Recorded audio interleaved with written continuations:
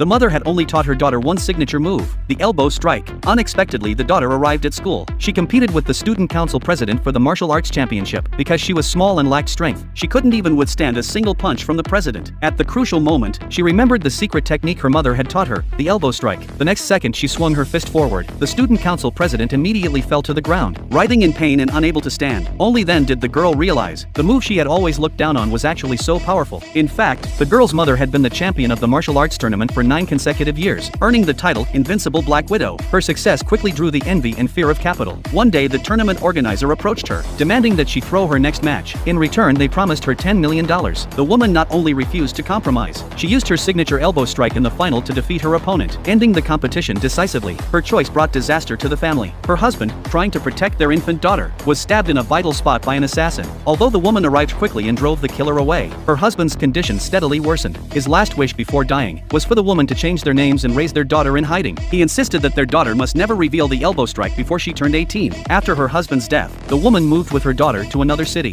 For 18 years, she scraped by working as a cleaner. Although she deliberately removed every trace of martial arts from their lives and lived as an ordinary middle-aged woman, the daughter nevertheless became obsessed with martial arts. One day, the woman saw her daughter practicing punches at home. On impulse, she taught her the elbow strike. At the time, the daughter still despised the move her mother taught her, and it wasn't until she defeated the student council president that she realized it was a killing blow. However, the student council president was the son of a board member. When the principal saw how hard the girl had struck, he immediately ordered her to kneel and apologize to the board member. The girl refused, saying that the match was a fair contest and injuries were unavoidable. Just as the board member threatened to call the police, the girl's mother ran over, explaining that her daughter was young and ignorant, and begging the board member to let her daughter go this once. She knew all too well that the elbow strike was a highly sensitive move, and if the incident blew up it would be a serious problem. She apologized to the board member on her daughter's behalf. The board member demanded that the woman kneel and polish his shoes clean, or he would have the girl arrested. The girl angrily tried to stop him, but the board member threatened that if the woman did not shine his shoes, he would not only call the police to have the girl detained, he would also send the footage of today's match to the martial arts community. Then the martial arts world would know that the girl had brutally injured a classmate, and she would never be allowed to compete in any tournament again. The woman knew that if the tape reached the martial arts community, the people from those years would inevitably find her. She slowly bent her back and humbly polished the board member's shoes with her sleeve until they shone. In the daughter's eyes, this act became a display of moral confusion and cowardly weakness. She turned away in anger and left. The board member then demanded $100,000 for medical expenses from the woman. To prevent the tape from being released, the woman silently agreed. Back at home, just as the woman was about to call her daughter to eat, the daughter shouted that she was unfit to be a mother. She grabbed the registration form on the table and prepared to leave. When the woman discovered that her daughter intended to fight in an underground ring, she immediately ordered her to stop, saying that if the issue was about the medical bill, she had ways to handle it herself. The daughter retorted, "Were you going to raise the money by scavenging garbage, or by continuing to kneel and polish the board member's shoes?"